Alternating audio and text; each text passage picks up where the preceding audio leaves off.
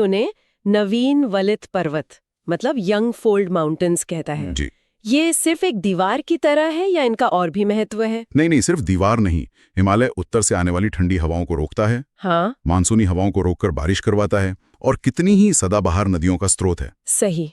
और हाँ, ये एक तरह का सांस्कृतिक विभाजक भी रहा है इतिहास में। अच्छा, और दक्षिण की तरफ देखें तो? दक्षिण की ओर लगभग 22 डिग्री उत्तरी अक्षांश के बाद भारत का हिस्सा हिंद महासागर की तरफ संकरा होता जाता है, एक त्रिभुज जैसा। हाँ, पेनिनसुला।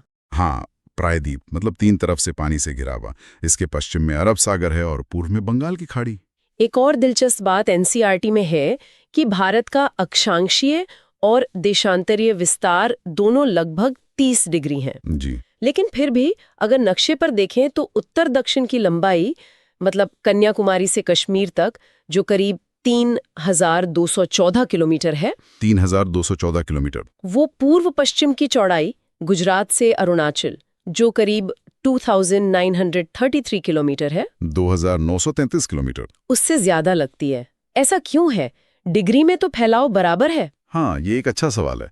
इसका कारण है पृथ्वी का आकार और देशांतर रेखाओं का नेचर। देखिए, अक्षांश रेखाएं जो हैं वो समानांतर होती हैं, पैरेलल। हाँ, उनके बीच की दूरी लगभग बराबर रहती है। लेकिन जो देशांतर रेखाएं हैं वो ध्रुवों पर जाकर मिल जाती हैं। अच्छा, पोल्स पर कन्वर्ज होती हैं। हाँ, कन्वर्ज होती हैं।